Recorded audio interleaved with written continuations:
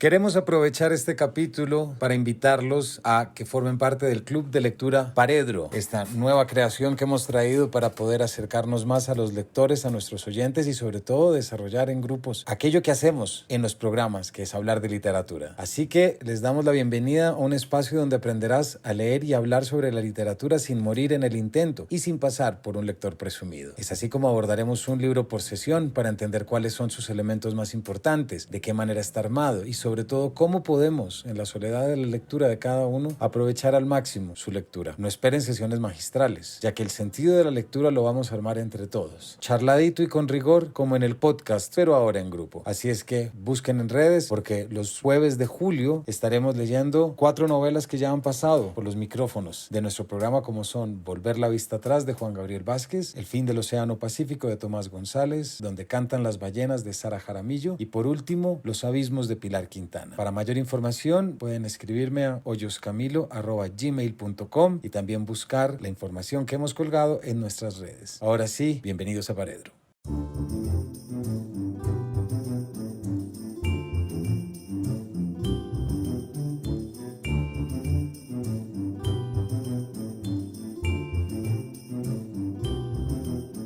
Hola a todos, bienvenidos a Paredro, el espacio de literatura, autores, editores y, como veremos el día de hoy, de compilaciones, antologías que ponen la mirada sobre una serie de escritores que también quieren decir otras cosas a través de su selección. Hay unas pues más importantes que otras. ¿Qué le vamos a hacer? Y hoy estaremos hablando de una que a mí personalmente me parece muy importante, como lo puede ser el número 23 de Granta en español, cuyo título es Los mejores narradores jóvenes en español, pero también The Best of Young Spanish Language Novelists, porque esta es una colección. Una de sus responsables y culpables, que aquí nos está acompañando, como es Valerie Miles, nos contará también desde lo que ella se ha dedicado, que es encontrar puentes de comunicación entre el inglés y el español, entre los nuevos escritores y entre cómo podemos ser leídos de múltiples formas. Así que, Valerie, comienzo dándote la bienvenida a ti. Bienvenida a Paredro. Es para mí un gusto y un placer gigante que estés acá. Pues Camilo, muchísimas gracias por invitarme a estar aquí y hablar un poco de Granta y hablar un poco de las aventuras literarias de una persona que vive así un poco entre las dos lenguas. Es un gustazo estar aquí. Ay, muchas gracias, Valerie. Nosotros lo que te vamos a escuchar, y también nos acompañan hoy 2 de los 25 autores que estarán. Quiero comenzar con Camila Fabri. Bienvenida a Paredro. Es un gusto tenerte acá. Hola Camilo, ¿cómo estás? Bueno, muchas gracias por la invitación. Bueno, un gusto estar acá con Valerie y con José. No, gracias a ti. Para quienes no conozcan, Camila nació en Buenos Aires. Es escritora, directora y actriz, nominada al Premio Cóndor de Plata como actriz revelación por la película Dos disparos, de Martín Rechtman, cosa que ya nos permite un perfil increíble, Camila, ¿no? Y bueno, y escribió y dirigió las obras teatrales Brick, Mi primer Hiroshima, Condiciones de buenos nadadores, En lo alto para siempre, algunos otros, y nos contabas ahorita que viene un libro en camino, Camila. Bueno, entonces también ahorita nos dirás. También le damos la bienvenida, te dejamos de último, pues a José Ardila. Para mucha alegría de nosotros es pues nuestra representación colombiana en esta bellísima antología. José, bienvenido a Paredro. Gracias, Camilo. Qué bueno estar acá con Valerie y con Camila. Muchas gracias por la invitación. No, a ti, José. Quien no conozca aún lo que es la voz narrativa, o quien no la haya conocido para el momento de esta lectura, pues tiene que ir a revisarse muy bien ese catálogo de Angosta, que difícilmente falla, para poder dar con ese libro del tedio, José, que ya creo que apareció hace unos 3 años, ¿cierto? Que son unos cuentos preciosos y que ya, bueno, ya nos contarás lo que fue estar allí publicando y luego estar en una lista como esta, ¿cierto? Todo lo que eso puede implicar. Bueno, muchísimas gracias, Valerie. Esta es la segunda lista que se produce. No podemos olvidar esta. Nuestros espectadores están viendo esta hermosísima edición de Granta en español, la número 11, con una portada de Frédéric Amat, quien ya nos daba la bienvenida aquí en territorio colombiano, por lo menos, a darnos cuenta que estaba ese joven Andrés Felipe Solano, de quien luego tanto leímos. Valerie, ¿por qué no arrancamos por acá y luego le preguntamos a Camila y a José cómo pensar en este primer pilar, en este primer ladrillo? Bueno, pues encantada de tener la oportunidad de hablar de esta primera selección que hicimos. No fue fácil, no fue nada fácil, por 2 motivos. En primer lugar, sabiendo que nosotros llevábamos encima todo lo que es la venerable historia de la revista Granta británica, ¿no? Y sus famosísimas listas y selecciones que solo acontecen una vez cada 10 años. También el hecho de, ¿no?, de yo ser estadounidense, aunque afincada desde, o sea, yo he vivido más años en España que en Estados Unidos, con lo cual soy ya más española que estadounidense, pero bueno, aún así extranjera, ¿no? Outsider. O sea, es como poner estas dos cosas juntas y puede en un momento dado parecer extraño, pero en realidad si lo empezamos a mirarlo, primero en la historia de Granta, porque la historia de estas listas tan célebres empieza en realidad cuando dos muy aguerridos editores de Estados Unidos llegan a Inglaterra, a Cambridge, al establecimiento mismo del centro de la literatura británica, que es Cambridge, y se hacen con la revista Granta, que era la revista de la Universidad de Cambridge. Granta es el nombre del río y el nombre antiguo de Cam, ¿no?, del río Cam. Bill Buford y Pete Bola, dos americanos, y básicamente lo que estaban reivindicando era el hecho de que había decaído desde hacía muchísimos años la conversación transatlántica en inglés entre los americanos, los estadounidenses o los americanos, también los canadienses, y la literatura Inglaterra, que no estaban leyendo a la joven literatura estadounidense. Entonces, como reivindicación de esta nueva literatura americana de Raymond Carver, de Richard Ford, de Jane Ann Phillips, de Tobias Wolff, pues deciden hacer un número con el título de La muerte de la novela inglesa.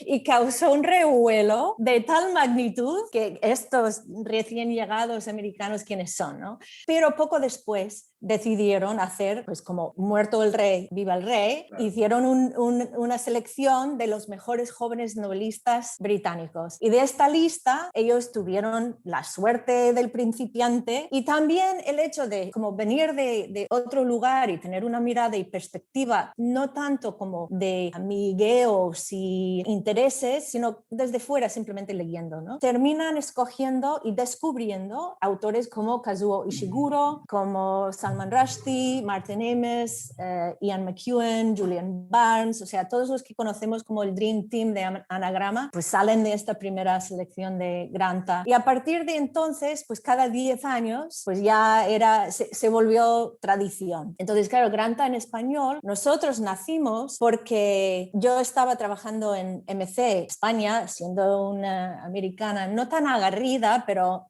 ahí andaba, petulante al menos como son siempre los jóvenes y deben serlo. Y entonces yo pensé, mira, en aquel momento no había una conversación transatlántica en el español, o sea, había como decaído un poquito también en aquella época, había el boom, llegaba el boom, pero a partir de allí no mucho. Y entonces pensé, mira, Granta sirvió como un vehículo para eso en inglés, porque no intentamos traerlo al español. Lo hicimos, tuvimos que un poco pasar la prueba para la casa madre, los británicos, y al cabo de 7 años nos permitieron la idea de lanzar la primera selección, ahora en español, de los mejores jóvenes narradores. Y en realidad tienes que pensar que fue un salto de fe muy grande, porque es la primera vez que una revista literaria como Granta, de 132 años de andadura venerable, permitió el secuestro entero de un número en otro idioma, ¿no? O sea que no es poca cosa. Entonces, bueno, nosotros también tuvimos un poco la suerte de los principiantes y hicimos una selección que, pues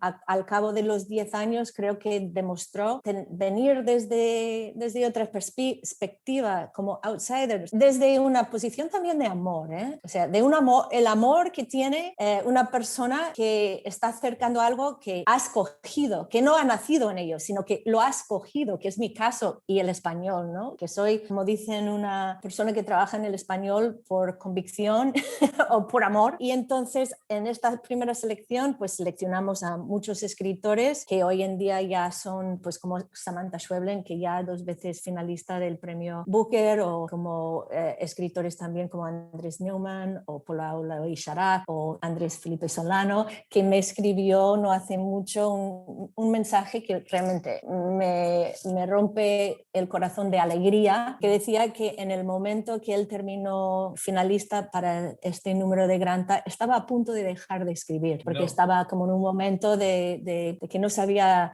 si tenía lectores, hacia dónde iba a ir. A ser seleccionado pues le ayudó a repensarse y afirmarse como escritor, y bueno, pues ya tenemos 5 libros después, ¿no? El gran Andrés Felipe. Así que bueno, este número ha cumplido para nosotros esta misión. Porque es que fíjate, Valerie, gracias por traerlo así, porque es que esta primera colección es lo que nos permite, como decimos, pedir y rendir cuentas de una manera muy favorable, ¿no? Porque solamente en este libro, ¿cuántos premios a nivel internacional ya hay? Está Patricio Pron, Premio Alfaguara, está Andrés Felipe, Premio Nacional de Narrativa, está Samantha Schweblin, ya 2 veces finalista, por no decir otros que muy seguramente se me están pasando, pero unos grandes nombres como Andrés Neumann, como también Antonio Ortuño, ¿cierto? Sí. Etcétera, etcétera. Exacto. Es que Rodrigo Hasbún también. Rodrigo Hasbún, Sí. entonces, nombres de 11 años, pero entonces... Alejandro Zambra. Sí. Alejandro Zambra. Pero entonces, Valeria, ahorita estamos hablando de esto como tú lo inventaste, pero a mí me gustaría saber, Camilo y José, ese Camilo y esa Camila y ese José de hace 11 años, ¿cómo fue esto? ¿Tuvo algún revuelo esta publicación en su momento? ¿La conocían? ¿No la conocían? ¿Hay algún cariño que hubieran tenido como para entender cómo es la perspectiva de aparición de una colección como esta, no solamente para el campo de los editores, sino también para el campo de los próximos escritores? Tratando de hacer memoria mientras hablaba Valerie. Yo hace 11 años estaba en la universidad todavía, estaba estudiando periodismo, estaba tratando de terminar la carrera. No tengo un recuerdo de la aparición del libro, esa antología, pero sí que tengo, o sea, fue algo con efecto retardado. Estos autores que aparecieron en la lista fueron apareciendo cada vez con más importancia en mi vida. Entonces la lista fue como algo que confirmó unos amores que fui coleccionando a lo largo de los años. Solano, por ejemplo, me parece un cronista extraordinario. Yo no lo conozco mucho como novelista en realidad, pero como cronista me parece extraordinario. Newman, Samantha Schweblin también. Y entonces cuando fui, los encontré a todos como reunidos, no inmediatamente, sino varios años después. Me pareció que ahí había un trabajo de adivinación, pues, porque esos autores en ese momento no, o al menos Solano, por ejemplo, que tenía, yo no sé qué tenía publicado, no creo ni siquiera que tuviera el libro de salario mínimo publicado en ese momento, no tenían la relevancia que tienen hoy. Y sí me parece un salto de fe y una presión increíble para los que estén en la nueva lista. No queríamos usar esta palabra, ¿no?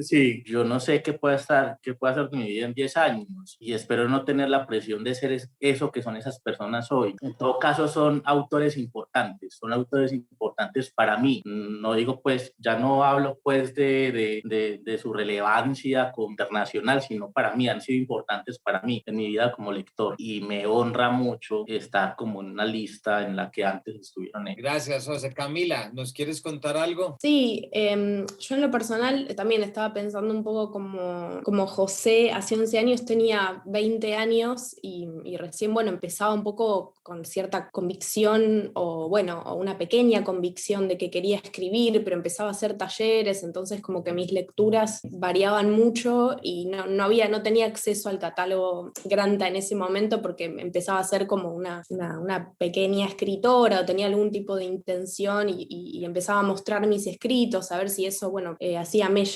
en las personas que también escribía, como que había una cosa muy de esos comienzos. Y llegué al catálogo Granta muchos años después, ¿no? Digamos, y hay algo también, como concuerdo con José, me acuerdo de haber leído ese catálogo y de tener como pequeños enamoramientos, ¿no? Con eso que leía, de saber que como que esas escrituras me iban a gustar, digamos, por H o por B, como por distintos motivos. Pienso, me acuerdo mucho en el texto de Lucía Puenzo, por ejemplo, que había algo que me interesaba mucho, el perfil de Lucía también, en el sentido de que ella es escritora, pero también es cineasta, como que hay algo también de que produce desde su lugar como en carácter de audiovisual, también produce literatura, entonces como me acuerdo que había algo de eso que dije, esto es posible también, ¿no? Como que, y un poco, algo de eso tuvo que ver con mi búsqueda también en cuanto al teatro, escribir desde lo escénico, y un poco pensaba en esto que también decía José, de la presión, ¿no? Como como de formar parte de este nuevo catálogo. Concuerdo, pero también tengo la sensación de que esos escritores y esas escritoras también después siguieron como haciendo carrera, ¿no? Como que hubo algo de eso, de que tiene que ver también con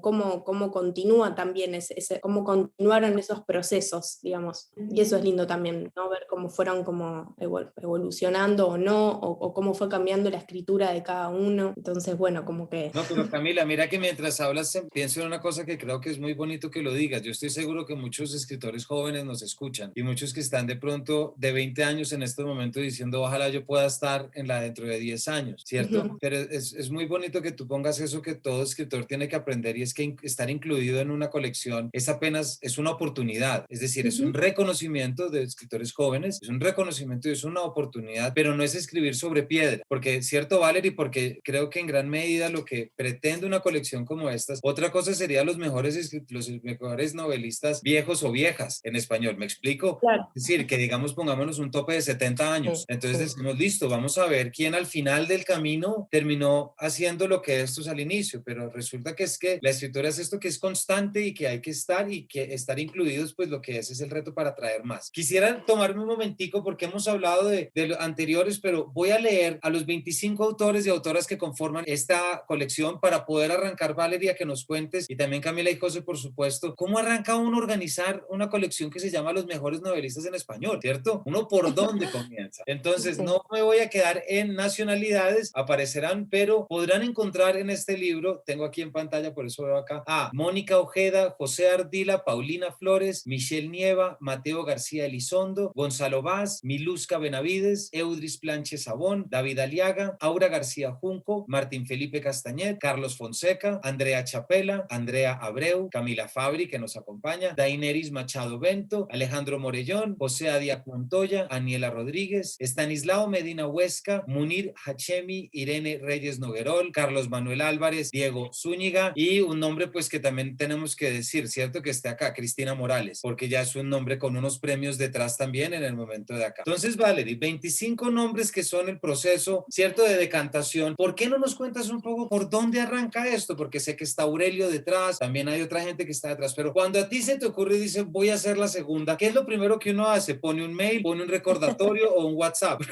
Sí, bueno, o sea, tú muy bien lo has dicho porque has tenido la experiencia en Bogotá 39 de lo que puede ser organizar una cosa así. Y no es poco, es muchísimo trabajo. También digo, es que no es un trabajo solo de lo que es hacer el número, es también mantener viva la revista durante 10 años para poder llegar a este número. Y ahora me toca mantener viva la revista 10 años más para llegar a la tercera. Lo que pasa es que va, como ellos muy bien han dicho, es que aumenta en valor con el tiempo. Los comparatistas lo saben. Cuanto más hay para comparar, pues más gustoso, más rico son las, no conclusiones, pero al menos oportunidades de pensar que se tiene, ¿no? de eso. Y por eso necesitamos hacer un cerco de edad, de como algunas condiciones que se tienen que cumplir, porque si no, entonces hay una cosa un poco científica, como si fuese un ninching, ¿no? Que tiramos cada 10 años y, ¿sabes? De hecho, en la introducción hablo del jurado como si estuviésemos jugando al Ouija, ¿no? Que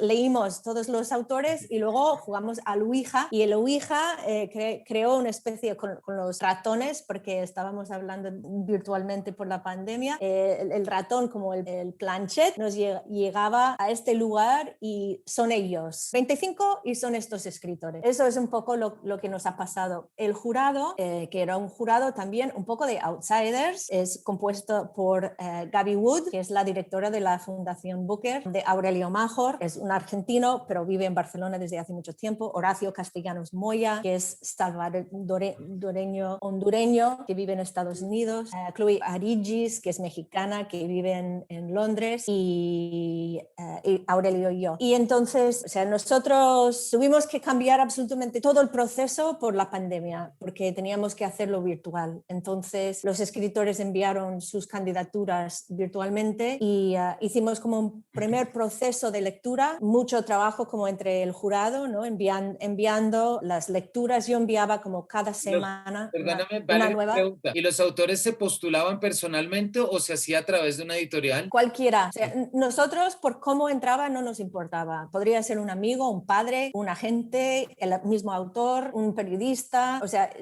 nosotros queríamos que todo el mundo supiese que estamos en convocatoria. Entonces, la forma de entrar no importaba, pero tenían que rellenar un formulario y rellenar bien, ¿no? Y todos los escritores tenían que reunir una serie de condiciones para poder ser considerados. Pero una vez que teníamos los materiales, pues ya era una cosa nuestra, ¿no? Yo enviaba cada semana una serie de lecturas al jurado. El jurado recibía como toda la lista de todo lo que habían entrado y lo que estamos leyendo. Y luego hicimos 2 sesiones muy largas de deliberación con el jurado. Y hemos dicho desde que amo hasta odio y hasta por mi cadáver.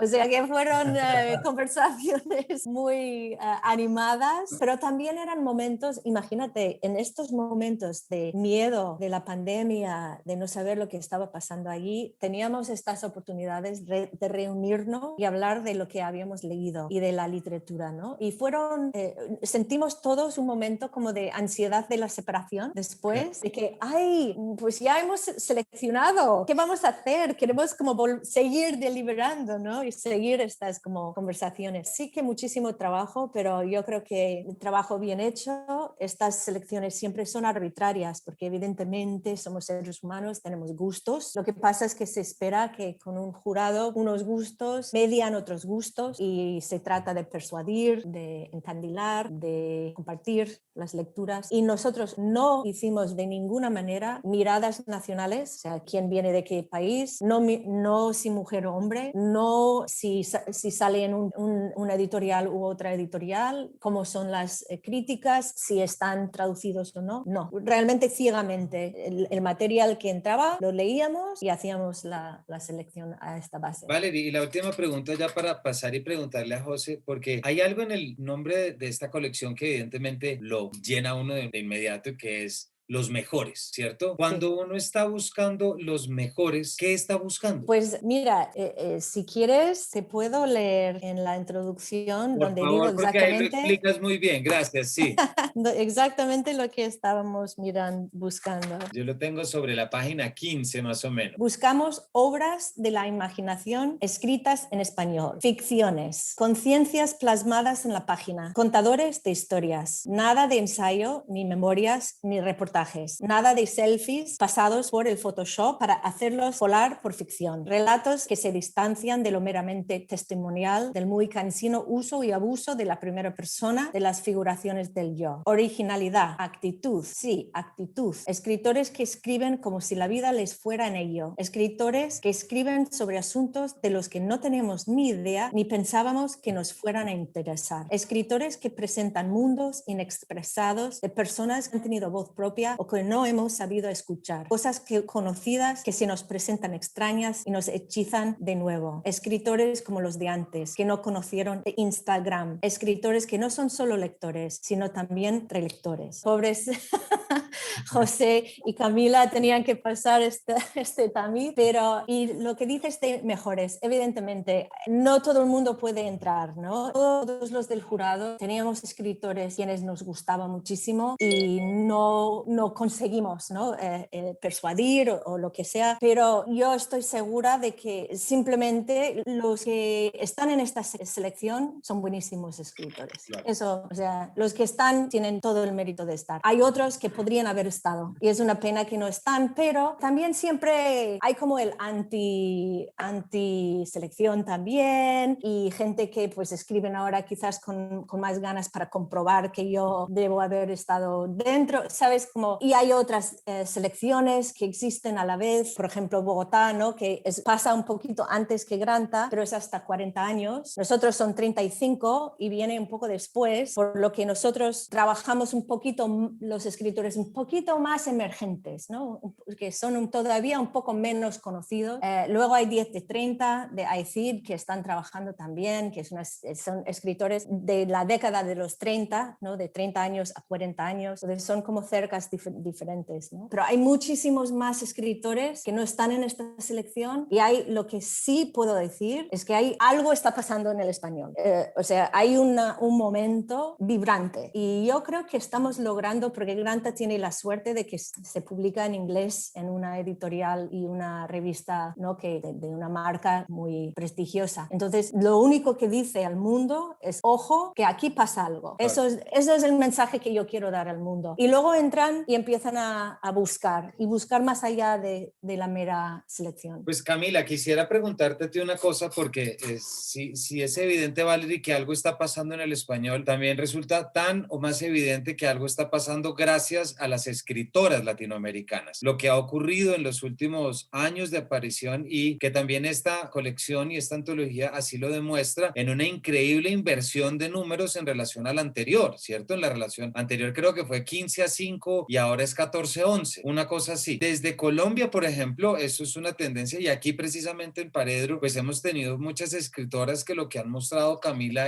lo pondría en esto, la verbalización de lo que eran unas oscuras preocupaciones que no habían podido salir a la luz por ninguna pluma que no fuera femenina, y aquí me refiero a Sara Jaramillo, a Pilar Quintana, por supuesto, a Diana Ospina, a muchas figuras de madres, de hijas, una búsqueda. Entonces, ¿por qué no nos cuentas tú, Camila, un poco cómo fue tu experiencia como lectora de esta antología, teniendo esto, siendo tú una escritora femenina que está incluida también? ¿Cómo leíste a tus contemporáneos y al mismo tiempo cómo te sientes de estar también liderando, si queremos llamarlo así, esto que está pasando? Es curioso porque tengo la sensación de que es como un tema que está muy fuerte ahora, bueno, que se pregunta mucho, bueno, ¿qué está pasando? Y sobre todo se nos pregunta a nosotras, a las mujeres, como si fuera una respuesta que tuviéramos solo nosotras. Y eso es curioso, y yo soy consciente de que esto está pasando, digamos, de que está habiendo como una atención tal vez más editorial en cuanto a la escritura hecha por mujeres, ¿no? Que es escritura, en fin, digamos, para mí eso de que sea una mujer o no, es bueno que podamos empezar a pensarlo como algo anecdótico, digamos, que deje de ser como esa etiqueta, ¿no? Porque creo que tal vez seguir pensándolo así es lo que nos sigue como un poco, no sé, dejando atrás, ¿no? Como esa idea de,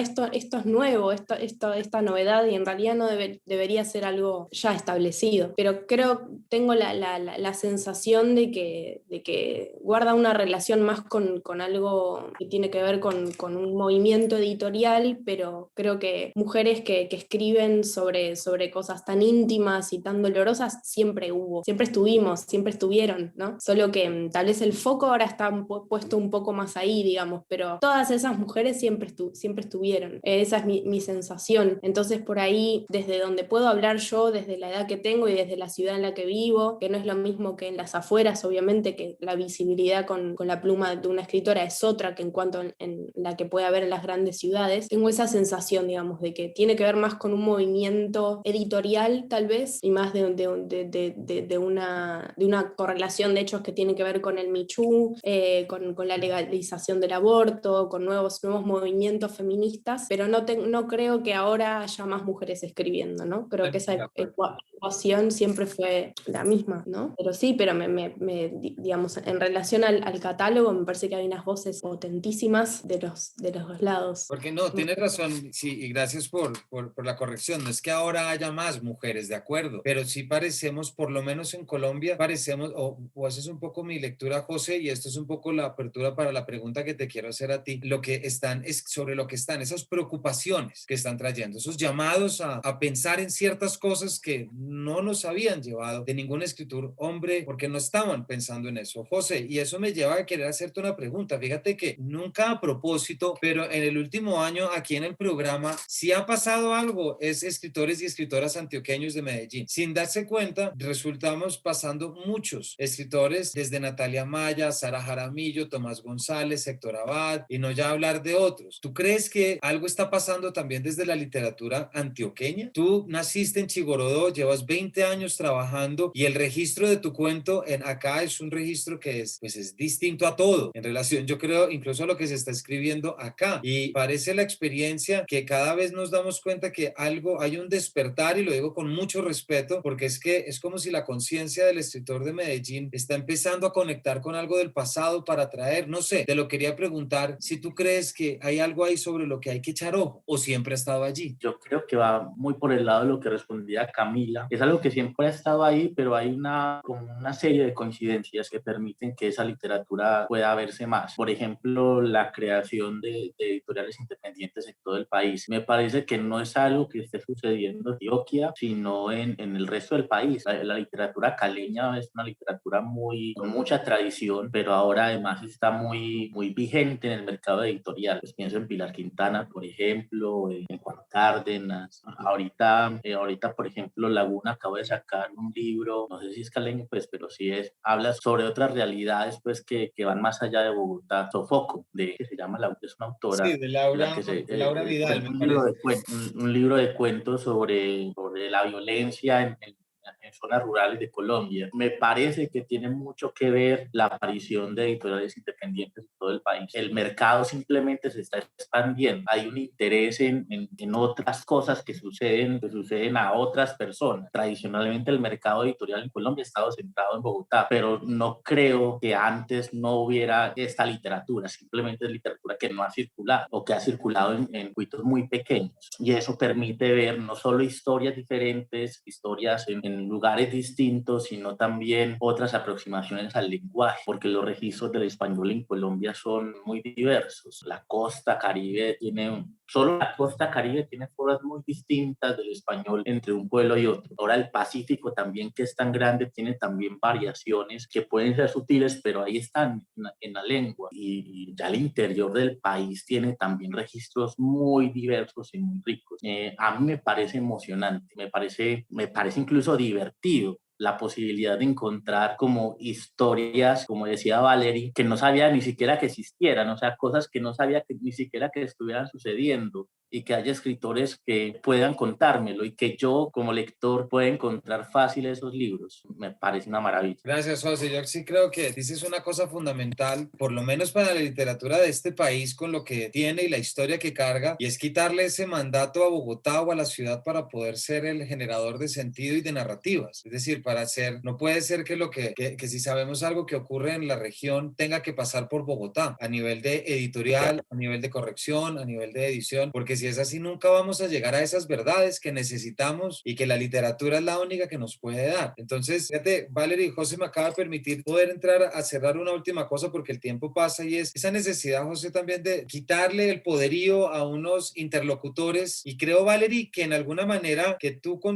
siendo de Estados Unidos y con toda tu instrucción, pues venir un poco a proponer con Aurelio y obviamente un equipo, pero desde otra cultura, los que son los mejores, pues también es un llamado y una oportunidad muy interesante. Entonces yo sé que lo has dicho ya anteriormente y con esto podemos empezar a cerrar. Tú nos has hablado y has dicho mucho, esa gran fascinación de esta colección es esa increíble variedad lingüística a nivel latinoamericana, no ya únicamente la variedad geográfica con 3 escritores cubanos que aparecen, 6 españoles, pero luego estos movimientos. Pero ¿por qué no nos das tu criterio de esta variedad lingüística? Porque es que yo te lo juro que estoy seguro que muchos latinoamericanos no se han dado cuenta, por no decir colombianos, José, con lo que acabas de decir de la riqueza de nuestro idioma, que tenemos al frente es lo que menos vemos. Sí, exactamente. Y yo justo el otro día estuve hablando en una conversación en inglés y hablando justamente sobre esta riqueza que permite el español, un poco comparando con el inglés, ¿no? Hay algo en el español, y no sé lo que es, y yo no soy lingüista, con lo cual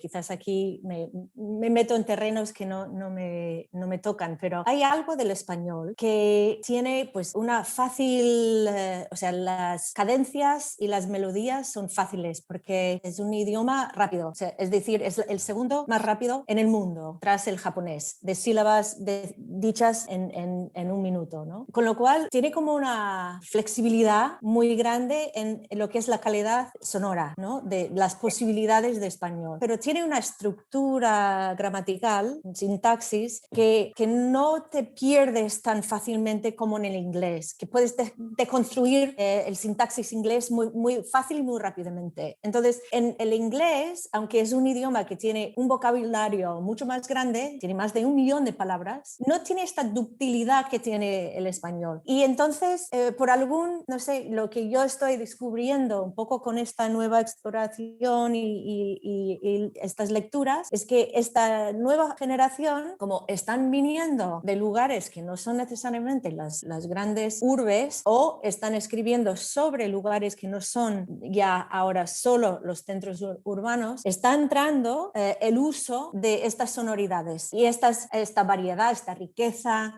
esta maravilla que puede ser el español en las manos de un escritor con un buen oído. Yo lo que creo es que esta generación tiene muy buenos oídos. Son escritores que utilizan el sonido del lenguaje, y no lo digo solo en el diálogo, que es como lo típico, ¿no? Quiero dar color local, entonces en el diálogo dejo ver cómo hablan la gente local. No, es que ya no hay complejos de que no estoy en el capital. No, estoy narrando desde otro sitio, me permito los registros de este lugar. Y ahora, gracias, yo creo, y creo que sobre todo esta selección lo que es una celebración de las editoriales independientes. Ellos son los que como un poco han dado cuenta de eso y están trabajándolo y permitiendo que emerja. Y eso es una maravilla ahora mismo de este momento en la lengua y la literatura en español en Latinoamérica y también en España, porque tienes que imaginar, pues en España los escritores españoles esta vez pues vienen de Canarias, de Sevilla, de Granada, de Mallorca, o sea, nada de eje Barcelona-Madrid. Incluso el escritor de Barcelona no vive, de Cataluña no vive en Barcelona, sino las afueras de Barcelona, y ahora ya están igualadas. Con lo cual también es algo que está pasando un poco. Los escritores ahora emergen, no tienen que estar en los centros, nos están contando historias que no conocíamos, y creo que es como la riqueza y el valor de ahora. Y yo creo que esa es también la forma de entender, de legitimar y de reconocer o resignificar, si queremos, precisamente. Pienso mucho, hace unas semanas estuvimos aquí hablando con Rodrigo Bastidas sobre esa antología de ciencia ficción latinoamericana, y claro, es otra colección, pero muchas de las cosas que aquí estamos diciendo y concluyendo son también las que se concluyeron en este otro registro, ¿cierto? En esta otra realidad, y es cómo se abraza lo latinoamericano y cómo se entiende desde lo latinoamericano y su forma. Pues muchas gracias, se nos acabó el tiempo, pero por supuesto no podemos irnos sin poner un poco las manos al fuego. Para ustedes quisiera que cerráramos. ¿Cuál es ese primer texto que nuestros lectores deberían ir a leer esta semana, que llega por lo menos a Colombia gracias a la ACLI, el ejemplar que ya se puede ir a comprar en librerías? Para ustedes, ¿cuál debería ser ese primer texto? Yo no lo puedo decir porque No, como vale, soy mamá, yo no puedo demostrar querer más un hijo que otro. Yo sé que estoy Pero dejo a ellos que sí. Dale, vos primero. Yo arrancaría, parece que voy con un camarada argentino, pero me parece que es como un muy buen comienzo, El niño dengue, de Michelle Nieva. Me parece que es como un cuento extraordinario de ciencia ficción y de metamorfosis de Kafka imposible en una Buenos Aires del 2020. Me parece que es así como una muy buena puerta de entrada a la antología. Gracias. ¿Y José? No los he leído todos, pero de los que he leído, creo que recomiendo Los niños perdidos, de Irene Reyes. Es una historia sobre la infancia, sobre el amor a los padres, que puede ser también un amor doloroso, y sobre las deformaciones de los recuerdos también en la infancia, que son deformaciones como para captar el dolor. Está muy bellamente escrito. Bueno, pues entonces a nuestros queridos lectores y espectadores ya saben por dónde arrancar. Yo sí puedo dar el mío, Valerie, yo sí voy a decir, y no por irme también por, Camila, como tú dices, de fanatismo por compatriota, pero definitivamente, José, yo sí recomendaría que fuera el tuyo el primero para ser leído acá. No lo digo obviamente por nuestro público mayoritariamente colombiano, pero también pues por ese registro y esa delicia que uno lector siente cuando descubre descubre un nuevo estilo y algo que viene, los inicios de esa marea, ¿verdad? Es decir, aquello que ya está. Entonces esa sería mi recomendación, no sin antes, por supuesto, decir que hay que pasar por todas, que es una lectora de mesa de noche porque son 25 textos que tampoco hay que leer de afán, sino leer descubriendo. Entonces, ya saben, solo me resta darles las gracias, Valerie, a ti por habernos ayudado a generar todo esto y poder traer y celebrar desde aquí, desde Paredro, lo que es la llegada de esta revista que tanto nos va a poner a leer y a pensar. Muchísimas gracias. También quiero simplemente, antes de cerrar, dar las gracias primero a Candaya, que han sido, pues es la editorial que está publicando este número de Granta y son unos compañeros maravillosos. Y también quiero agradecer al equipo de Granta en inglés, porque ha sido con ellos una bellísima experiencia trabajar con ellos, y todos los traductores que están, tienen también una presencia en el número en español. Al final ponemos los nombres y la información de todos los traductores, porque consideramos que es un proyecto no solo de los escritores, pero los traductores que han trabajado como editores también forman una parte muy importante. Entonces hay que darles a ellos también las gracias. Gracias, Valerie. Era algo tan importante, lo que eso es un proyecto editorial multicultural. Eso tampoco podemos dejar pasar eso tan bonito. Camila, José, muchísimas gracias por habernos acompañado. Gracias a vos. No, gracias.